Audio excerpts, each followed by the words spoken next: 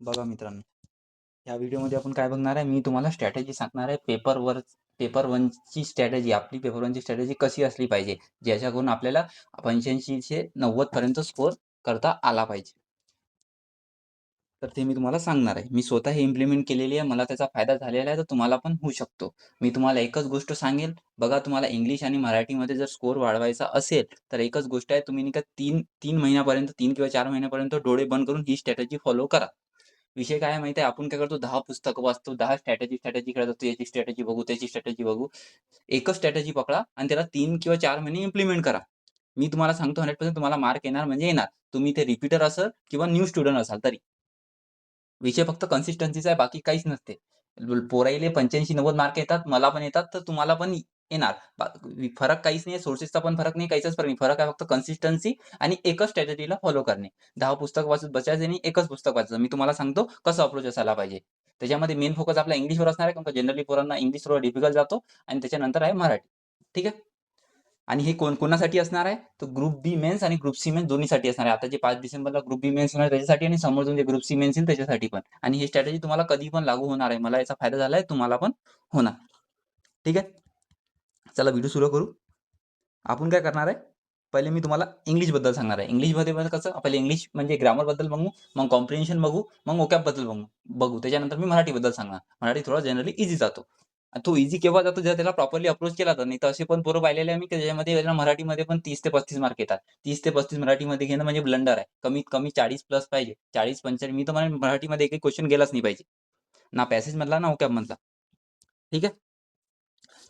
चला बघूया. अजून एक वेळा डिस्क्लेमर देतो. माहीत आहे, तुम्ही हे स्ट्रॅटेजी बघाल आणि जर तुम्ही इम्प्लिमेंट प्रॉपरली नाही केली, 3 किंवा 4 महिन्यांपर्यंत कन्सिस्टंट नाही राहिला, तर ह्या स्ट्रॅटेजीचा काही फायदा होणार नाही आणि तुम्ही अजून 10 स्ट्रॅटेजी बघत बसाल तर. मी म्हणतो डोळे बंद करून करा, म्हणजे याचा फायदा होणार आहे, तुम्हाला पण होणार म्हणजे होणार. बाकी काही नाही. ते आपलं टाईमपास करणं सगळं बाकी सोडा. फोकस करा फक्त अभ्यासावर. अभ्यास केला तर मार्क येतात. माझ्या एक्सपिरियन्सनुसार सांगत आहे. ठीक आहे? चला सुरू करूया. जास्त टाईमपास झाला. ठीक आहे. तर आता आपण बघू. पहिले मी ग्रामरबद्दल सांगतो. ग्रामरबद्दल काय करायचं आहे तर. सगळ्यात पहिले तुमचा विचार म्हणजे कसं आहे, तुम्ही बॅच केली आहे का नाही केली आहे? जर केली असेल तर चांगलंच, नाही केलं असेल तर बघा. मी सांगेल बॅच करण्याची गरज नाही. जर केली असेल तर चांगलंच, नाही केली असेल तर जाऊ द्या. जर केली असेल तर तुमच्याकडे नोट्स असणारच. आता ज्यांच्याकडे नोट्स आहेत ते राहू द्या. आणि दुसरं ज्यांनी बॅच नाही केली आहे, त्यांनी काय करा, YouTubeवर तुम्ही कोणत्याही टीचरवरून, म्हणजे तुम्हाला SSCचं असो, काहीही टीचर असो, त्याच्याकडून टॉपिक वाईज सीरीज शिकवली जाते ग्रामरची. तर ते तिथून करून घ्या आणि त्याचे स्वतःचे नोट्स काढा. त्याने डाउनलोड केलेलं PDF दिली असेल, ते नका करू. स्वतःचे नोट्स काढा पूर्ण रूलचे, जेवढे पण आहे. ठीक आहे? ते रूलचं म्हणजे नोट्स काढून घ्या आणि ते बेसिकवर पण फोकस करायचा का कोणता शब्द, काऊन याला आपण सब्जेक्ट म्हणतो, काऊन याला ऑब्जेक्ट म्हणतो, ते सगळ्या गोष्टीवर फोकस करून ते बॅच केल्यानंतर म्हणण्यापेक्षा मी म्हणेल का बॅच तुम्ही ऑलरेडी केली असावं. एखादा दुसरा स्टुडंट असेल ज्यानं बॅच केली नसावं. म्हणजे बॅच केली नाही म्हणजे पहिले अभ्यास केलेला नसावा. तर तुम्हाला अप्रोच कशी करणार आहे, हे बघा. हे जुन्या स्टुडंटसाठी पण आहे, नवीन स्टुडंटसाठी पण आहे. तुम्ही फक्त ही स्ट्रॅटेजी फॉलो करून पहा, तुम्हाला फायदा म्हणजे होणार म्हणजे होणार. ठीक आहे? आता बॅचचा विषय संपला. काय करायचं, तुम्ही टॉपिक वाईज म्हणजे नोट्स बनवली आहे मी असं अझ्युम करतो. ते तुम्ही बॅच करून केलेली असावं किंवा YouTubeवरून केलेलं, कुठूनही केलेलं असावं. तुमच्याजवळ फक्त टॉपिक वाईज नोट्स पाहिजे. ठीक आहे? तर काय करणार तुम्ही, सगळ्यात पहिले टॉपिक वाईज म्हणजे पहिला टॉपिक करणार, समजून घ्या नाऊन. नाऊन टॉपिक काढायचा, तो वाचायचा. त्यानंतर काय करायचं, झिरो एरर बुक, सगळ्या म्हणजे शाश्वत अकॅडमीचं झिरो एररचं बुक आहे, तो काढायचा. त्याचे PYQ सॉल्व्ह करायचे. टॉपिक करायचं, PYQ सॉल्व्ह करायचे. टॉपिक करायचं, PYQ सॉल्व्ह करायचे. अशा करता म्हणजे तुमचं पूर्ण पुस्तक तुम्हाला म्हणजे जे PYQचं संपवायचं आहे. PYQ मध्ये ईच अँड एव्हरी PYQ तुम्हाला वाचायचा आहे. कोणताही तो ईझी असो किंवा डिफिकल्ट असो. मी तुम्हाला सांगत आहे. प्रत्येक टॉपिक, झिरो एरर मधला एकही टॉपिक तुमचा सुटला नाही पाहिजे. काऊन काय, आपल्याला काय डॉट मार्क घ्यायचे. जेवढे जास्त तुम्ही इंग्लिशमध्ये मार्क घ्याल, तेवढा तुम्हाला फायदा होईल. ठीक आहे? तर हे किती वेळा करायचं आहे तुम्हाला, नोट्स आणि त्याचे PYQ हे किती वेळा रिपीट करायचे? 3 वेळा. बघा मी रिपीट सांगतो. पहिले तुम्हाला नोट्स वाचायचे, त्याच्यानंतर त्याचे PYQ करायचे. हे तुम्हाला किती वेळा करायचे? 3 वेळा.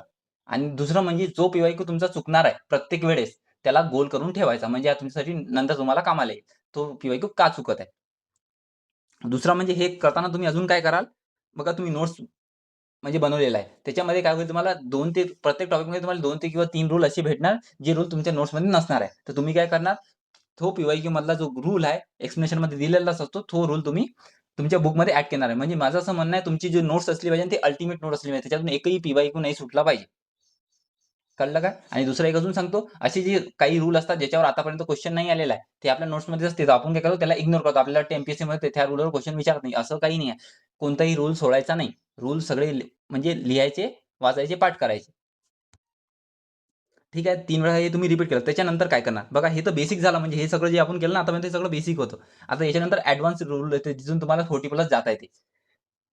बघा 3 वेळा तुमचं पहिले 3 वेळा वाचायचंच आहे. जुना स्टुडंट असो किंवा नवीन स्टुडंट 3 वेळा वाचायचंच आहे. ठीक आहे. त्याच्यानंतर आहे म्हणजे आता तुम्ही हे 3 वेळा तुमचं वाचणं झालं. आता काय करायचं? तर आता काय करणार तुम्ही? आयोगाचे मूळ पेपर प्रिंट करून आणायचे. बहुतेक तुमचं मला असं वाटतं की हे म्हणजे 2 महिन्यामध्ये तुमचं 3 म्हणजे होऊन जाईल. 2 महिना किंवा दीड महिना लागते जास्तीत जास्त याला. तेही नवीन स्टुडंट असाल तर, जुने स्टुडंट असाल तर तुम्ही बहुत जास्तीत जास्त तुम्हाला 1 महिना लागेल. म्हणजे 3 रिव्हिजन त्याच्या करण्यासाठी बुकचे 0 एररच्या. त्याच्यानंतर काय करायचं आहे?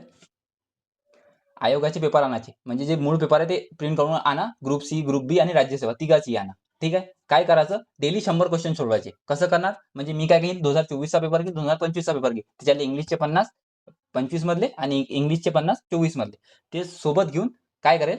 60 मिनिटं मी वेळ लावेल आणि ते सॉल्व्ह करेल. ठीक आहे. एका दिवसात. आणि त्याच्यानंतर काय झालं? त्याचाच एनालिसिस जर होऊ शकलं तर त्याच दिवशी करायचं. म्हणजे जर तुमच्याजवळ टाईम असेल तर. कारण आपल्याला जीएस पण करावं लागते. त्यामुळे म्हणत आहे की जर टाईम भेटत असेल तर त्याच दिवशी करायचं किंवा तुम्ही दुसऱ्या दिवशी त्याचा एनालिसिस करू शकता.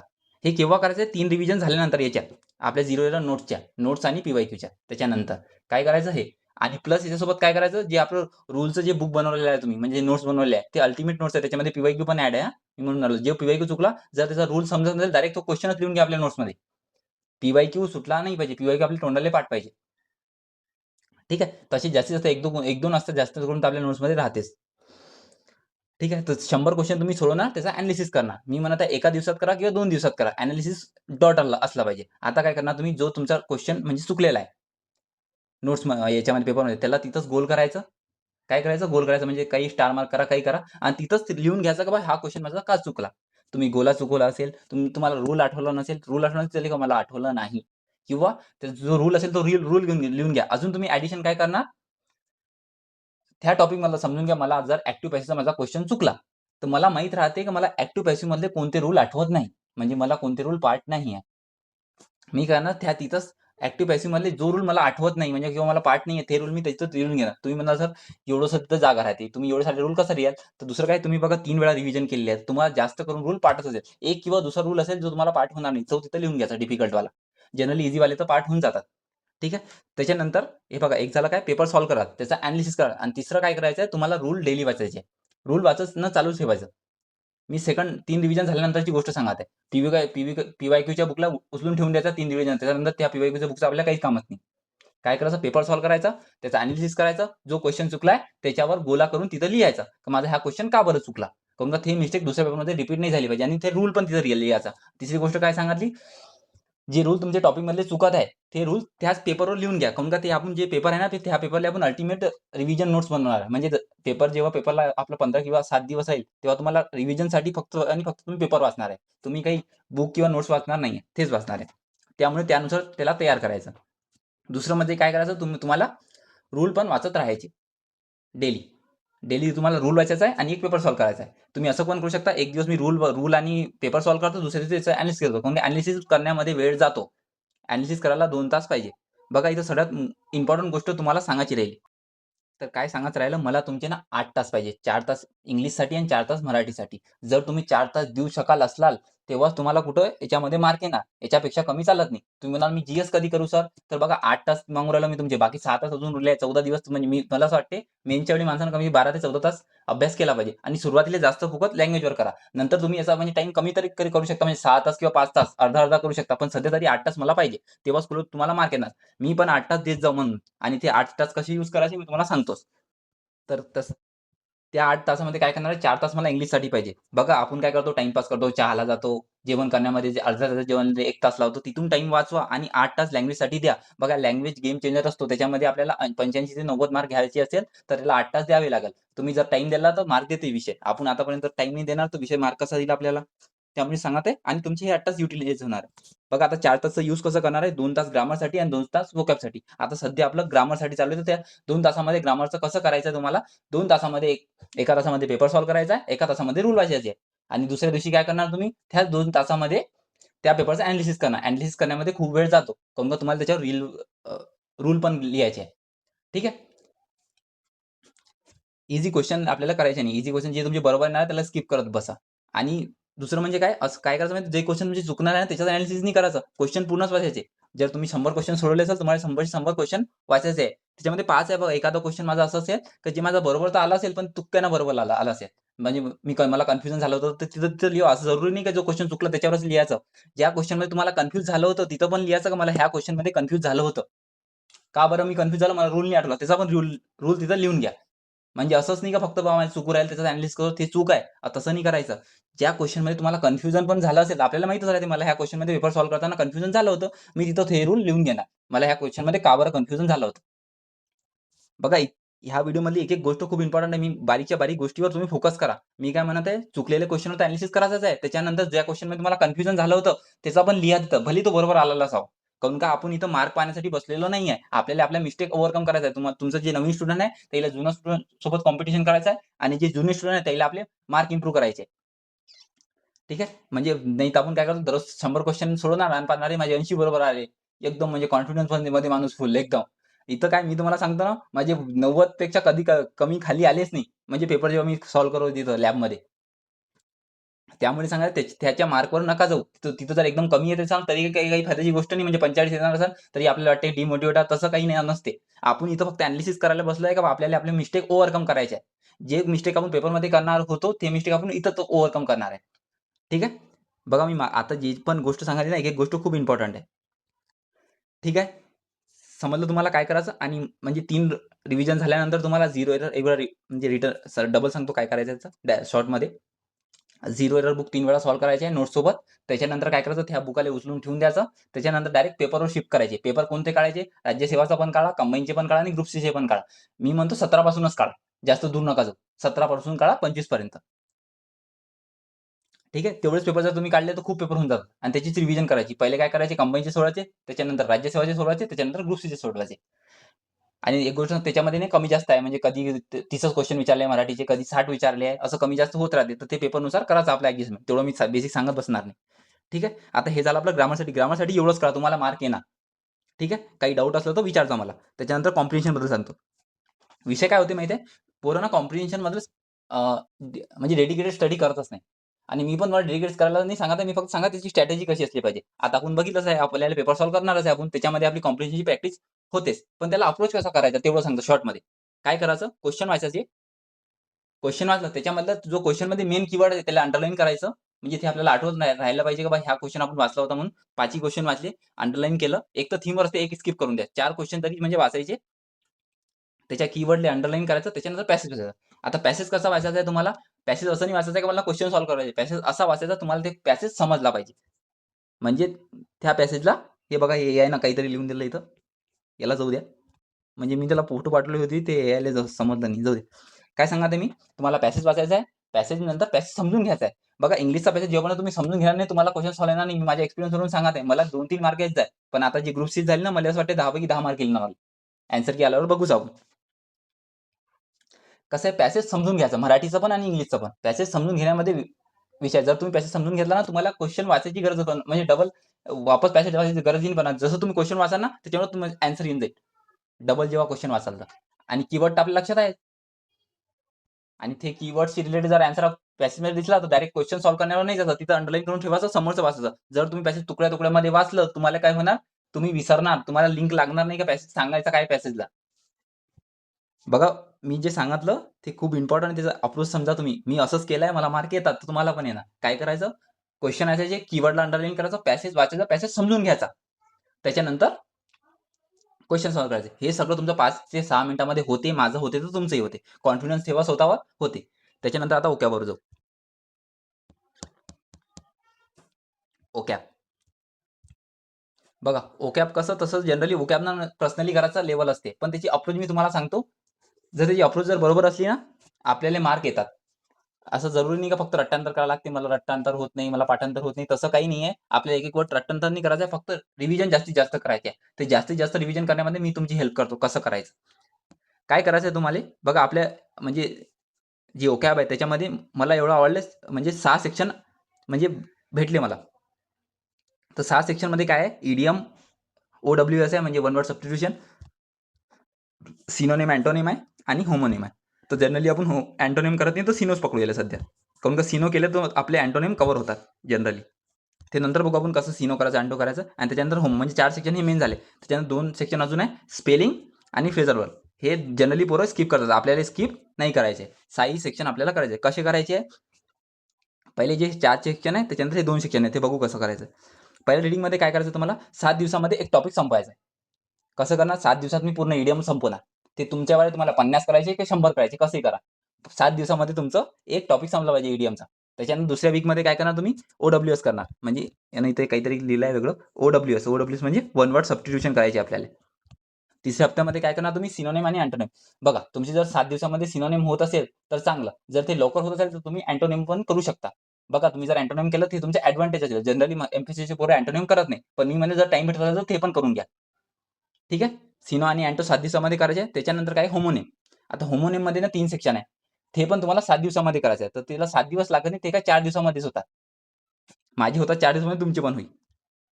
म्हणजे सुरुवातीला 4 दिवसामध्ये होतात ते. आणि त्याच्यात जे 3 दिवस त्याचे उरणार आहे, त्याच्यामध्ये काय करणार आहे तुम्ही, स्पेलिंग, फ्रेझल वर्ब आणि स्पेलिंग. जर झालं तर म्हणजे जर फ्रेझल वर्ब कव्हर जर होत नसेल तुमचे, तर फ्रेझल वर्बला तुम्ही सध्या तरी स्किप करू शकता. ते मग एंडला पाहू.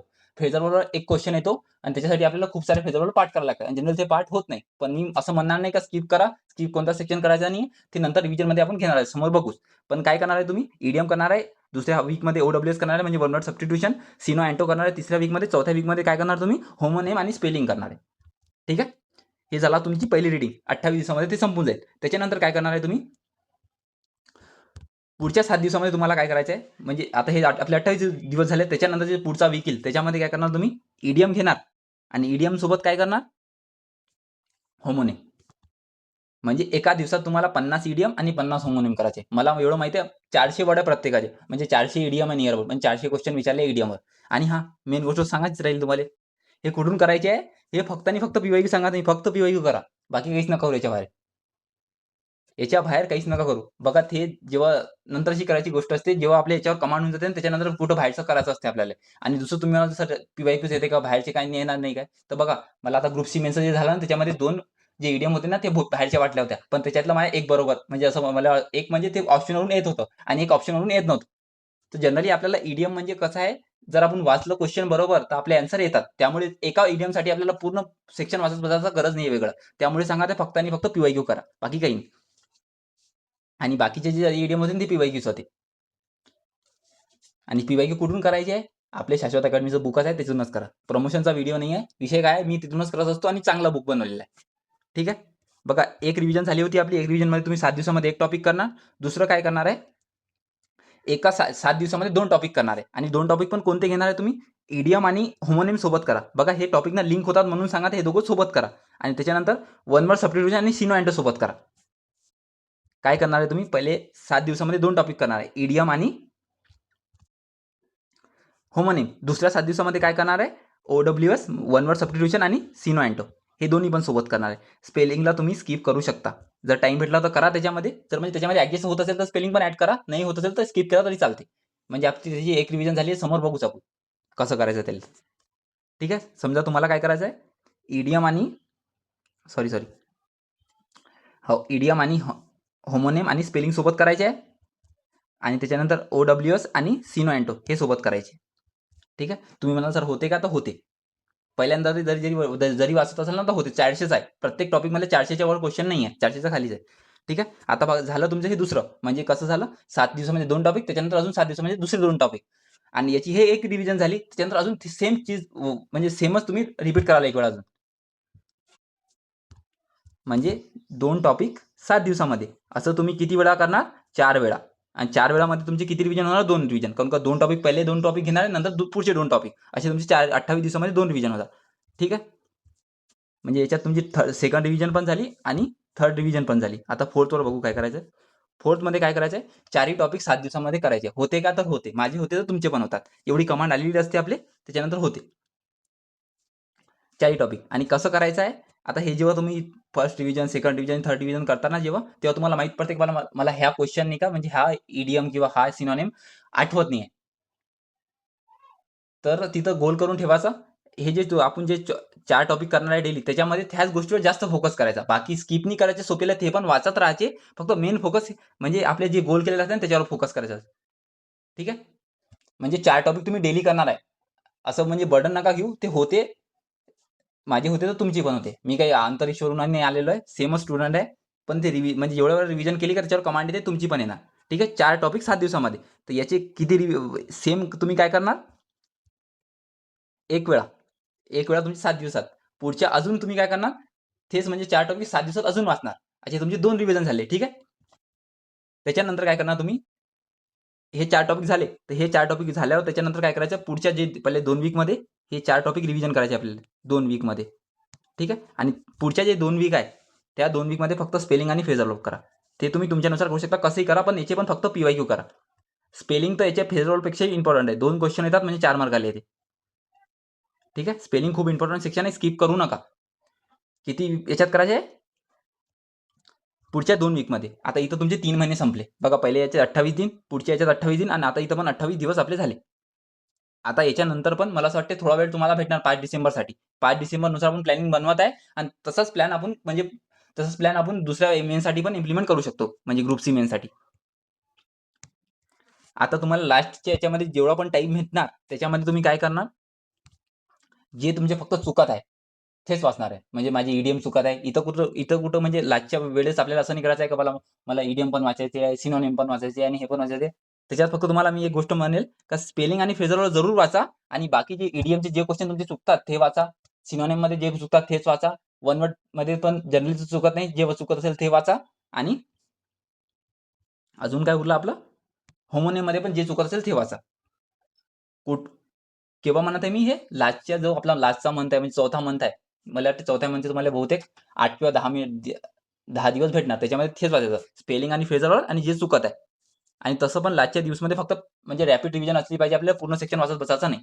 काऊन का हे जे तुमचे 4 किंवा बघा याच्यामध्ये मी मोजले नाही, पण कमीत कमी तुमचे 6 रिव्हिजन होतात.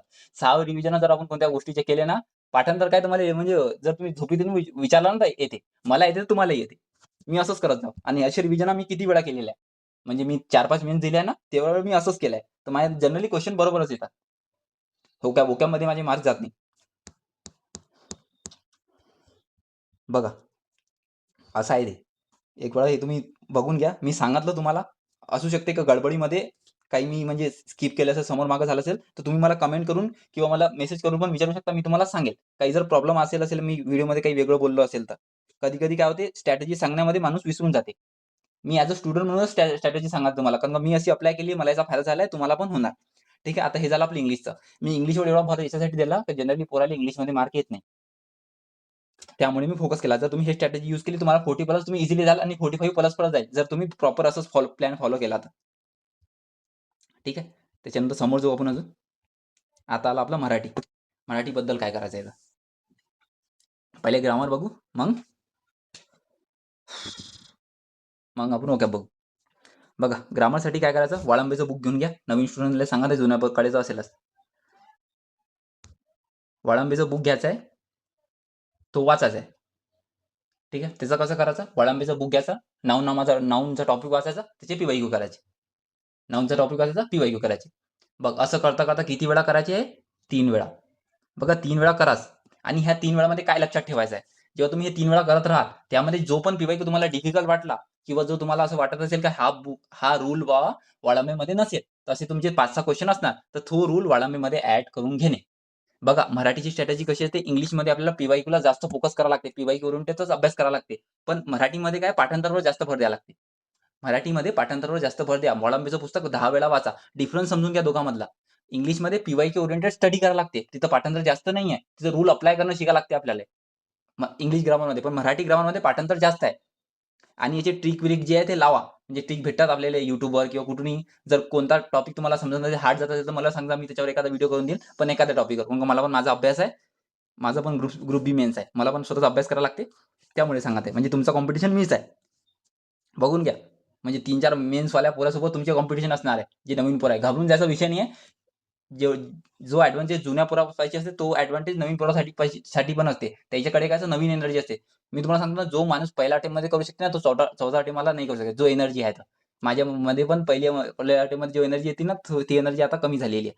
त्यामुळे सांगा ते पहिल्या अटेम्प्टची जी एनर्जी असते ती वेगळी असते. म्हणून नवीन स्टुडंटला घाबरून जायची गरज नाही आहे आणि जे जुनियर स्टुडंट आहे त्याला म्हणाल मी फक्त स्ट्रॅटेजी फॉलो करा आणि जास्त डिफिकल्टी येत असेल जुनियर स्टुडंटला ते मला मेसेज करू शकता, त्यांना पण मी सांगेल. म्हणजे काय होते म्हणून. ठीक आहे. आता आपण ग्रामरवर होतो बघा, मी 10 वेळा भटकूनच जातो. कसं आहे बघा, इथं आपल्या लूपमध्ये अटकून नाही जायचं आहे. लवकर अभ्यास करा आणि लवकर सिलेक्शन घेऊन जा. सोपं आहे, होते. फक्त कन्सिस्टन्सी पाहिजे. 4 महिने कन्सिस्टन्सी ग्रुप बी मध्ये तुमचं नाव येणार, एसटी किंवा एसओ भेटणार. ठीक आहे. तर काय करायचं मी म्हटलं 3 वेळा तुम्हाला काय करायचं, वाळंबीचं बुक वाचायचं आहे आणि लगेच बुक झाल्यावर त्याचं पीवायक्यू करा. असं किती वेळा रिपीट करायचं? 3 वेळा. आणि जे पीवायक्यू तुमचे चुकणार आहे किंवा जे नवीन कन्सेप्ट जर काही सापडली जे वाळंबीमध्ये नाही आहे ते ऍड करायची आणि वाळंबीला अंडरलाईन करत चला. बघा असं झालं. आता हे झालं. आता याच्यानंतर 3 वेळा तुमची रिव्हिजन झाली. त्याच्यानंतर काय करणार आहे? त्याच्यानंतर मग सेम इंग्लिश सारखी स्ट्रॅटेजी. काय करायचं आहे? 100 क्वेश्चन घ्यायचे. प्रिंट काढून आणलेच आहे आपण मराठी इंग्लिशचे पेपर. सेम काय करायचं? 100 क्वेश्चन सॉल्व्ह करायचे. जनरली मराठीचे क्वेश्चन आपल्याला इझी जातात. त्याच्यात तुम्हाला कमीत कमी क्वेश्चन चुकणार आहे तुमचे. तर काय करायचं? 100 क्वेश्चन सॉल्व्ह करायचे. जो क्वेश्चन चुकला त्याला फक्त गोल करून ठेवायचा आणि का चुकला. इथं तुम्हाला पेपरवर लिहायची गरज नाही आहे का बाबा काऊन चुकला, म्हणजे चुकला काऊन ते फक्त लिहून ठेवा. म्हणजे तिथे रूल लिहायची गरज नाही. मेन फोकस तुमचं वाळंबीचं बुकच असला पाहिजे. फक्त फोकस करा कुठं मिस्टेक होते. म्हणजे तुम्ही बरोबर क्वेश्चन वाचत नाही मराठीमध्ये असं. म्हणजे आपण इंग्लिशमध्ये तर क्वेश्चनवर लिहत होतो का बाबा क्वेश्चन काऊन चुकला त्याचे रूल लिहत होतो. पण इथं तसं करायची गरज नाही. तुम्हाला फक्त वाळंबीच्या बुकमध्ये जाऊन तिथं ऍड करायचं जे करायचं. म्हणजे तुमचं अल्टिमेट सोर इंग्लिश मराठीची पीवायक्यू नसणार आहे, वाळंबीचं बुक असणार आहे. बघा हा डिफरन्स आहे. मराठी आणि इंग्लिशचा वेगळा अभ्यास करावा लागते. मला ह्या पहिल्या अटेम्प्टमध्ये कोणी सांगितलं नव्हतं, कोणी सांगणारा नसतो आपल्याला. आपल्याला स्वतःहून समजायला लागते. मी स्वतःहून समजलं, पण मी तुम्हाला सांगत आहे. तुम्ही त्याचा फायदा करून घ्या. मराठी स्ट्रॅटेजी वेगळी असते, इंग्लिश स्ट्रॅटेजी वेगळी असते. आणि मराठीचा सब्जेक्ट आहे त्याच्यात आपला एकही मार्क गेला नाही पाहिजे. म्हणजे आपलं ॲटिट्यूड तरी असा ठेवा का माझा एकही मार्क जाणार नाही. गेला तर तो जाऊ दे. ठीक आहे. आणि क्वेश्चन का बरं चुकत आहे ते थोडं लक्षात घ्यायचा. म्हणजे जनरली होकारार्थी आणि विधानार्थीमध्ये काय डिफरन्स असतो, असे डिफरन्स माहीत करून ठेवा आणि ते वाळंबीमध्ये लिहा. ठीक आहे. बघा ग्रामरसाठी एवढंच करायचं. 3 वेळा रिव्हिजन करा वाळंबीची आणि पीवायक्यूची. त्याच्यानंतर डायरेक्ट पेपरवर शिफ्ट व्हा आणि पेपर सॉल्व्ह करायचा, त्याचं अॅनालिसिस करायचं आणि सोबत आपलं बुक पण चालू ठेवायचं. किती तासात? 2 तासात. 1 तास बुक वाचायचं, 1 तास पेपर सॉल्व्ह करायचं. दुसऱ्या दिवशी पण बुक वाचायचं आणि त्याच्या पेपरचं अॅनालिसिस करायचं. असं करा. बघा थोडं बहुत ॲडजस्टमेंट तुम्हाला तुमच्या टाईम टेबलनुसार करावं लागेल. पण मी सांगेल 4 तास इंग्लिश आणि 4 तास मराठी द्या. ठीक आहे. त्याच्यानंतर आता ओकॅबवर येऊ. ओकॅबचा काय विषय आहे? ओकॅबचं म्हणजे स्ट्रॅटेजी तेच असणार आहे, फक्त काय ओकॅबमध्ये सेक्शन कमी होऊन जाते. काय आहे? हे काय लिहून ठेवलं ए ना काय माहित. मनी. त्याच्यानंतर वाक्यप्रचार. एका शब्दासाठी अनेक शब्द. सॉरी इथे आपलं काय म्हणते, वन वर्ड सबस्टिट्यूशन म्हणतो ना तसं मराठीमधलं. आणि शुद्ध लेखन. हे 4 टॉपिक तुम्हाला डेली करायचे. म्हणजे कसं करायचं आहे? म्हणजे पहिल्या 7 दिवशी तुम्ही काय करणार? सेम म्हणजे इंग्लिशसाठी सारखी स्ट्रॅटेजी आपली. 7 दिवसामध्ये तुम्ही काय करणार? मनी करणार. त्याच्या पुढच्या 7 दिवसामध्ये वाक्यप्रचार. त्याच्या पुढच्या 7 दिवसामध्ये काय करणार? वन वर्ड सबस्टिट्यूशन मराठीचे. आणि त्याच्या 7 दिवसामध्ये शुद्ध लेखन. इथं शुद्ध लेखन पण करायचे. काऊन का? शुद्ध लेखनचे मराठीमध्ये 2 किंवा 3 क्वेश्चन येतात. इंग्लिशमध्ये एकच येतो. मराठीमध्ये 2-3 येतात. म्हणून सांगा ते फोकस करा. आणि अजून एक सांगतो, जेव्हा तुम्ही वाळंबी वाचाल ना त्याच्यामध्ये पण शुद्ध लेखनाचा टॉपिक आहे लास्टमध्ये. त्याच्यामध्ये जे शुद्ध लेखन दिलेले आहे ते वाचायचे बरोबर. ते त्याच्यातूनच रिपीट होते. आतापर्यंत जेवढे पण पीवायक्यू 90% त्याच्यातून आहे. म्हणजे जे शुद्ध लेखनाचे पीवायक्यू ते त्याच्यामधूनच आहे. आणि इकडे आपण पीवायक्यू करणारच आहे. आणि दुसरं मराठी ओकॅबमध्ये पण फक्त आणि फक्त ते येलो बुक वाचायची गरज नाही आहे. फक्त पीवायक्यू करा. कुठून करणार? Zero error Marathi book use करा. बघा वरचं बुक्सचं नाव सांगायचंच राहिलं. तसं पण जनरली पोरायले बुकाचे नाव माहीत राहतात. जास्त काही नाही. झिरो एरर मराठीचं बुक आहे. ते थोडं चांगलं आहे. मला चांगलं वाटते म्हणून सांगा ठेवायला घ्या. जर लोकसेवाचा असेल तो पण चांगला आहे. पण मी म्हणेल जर लोकसेवाचा असेल तर ते राहू द्या. आणि जर नसेल, जर नवीन घ्यायचं असेल तर झिरो एरर घेऊ शकता. दोन्ही बुक चांगले आहे. ठीक आहे. आणि कशी रिव्हिजन करायची हे 7 दिवसामध्ये करायचं. आणि पुढच्याच म्हणजे 1 महिन्यामध्ये तुमचे हे 4 सेक्शन संपून जाणार. पुढच्या म्हणजे 4 वीकमध्ये काय करणार तुम्ही? 2 टॉपिक पर वीक.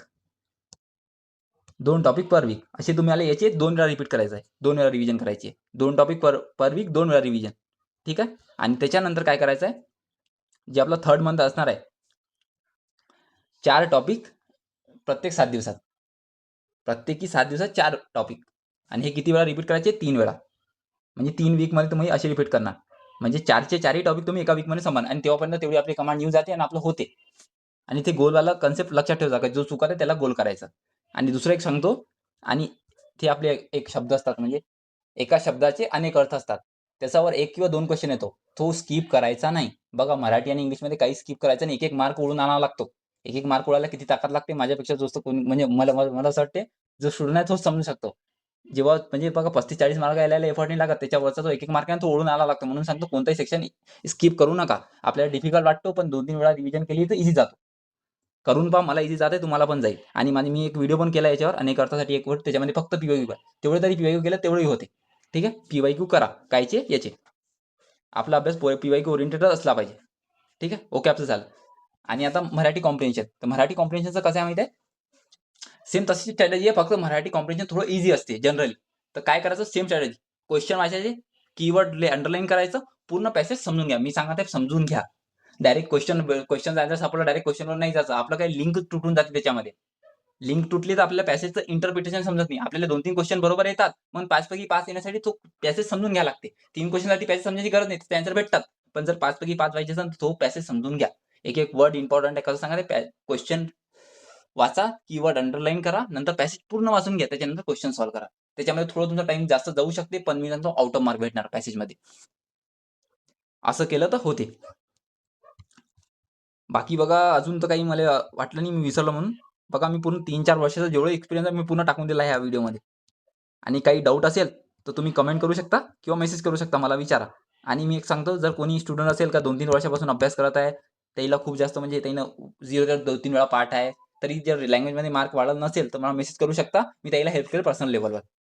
काऊन का बघा ह्या लूपमध्ये जर एक वेळा माणूस अटकला लवकर निघत नाही.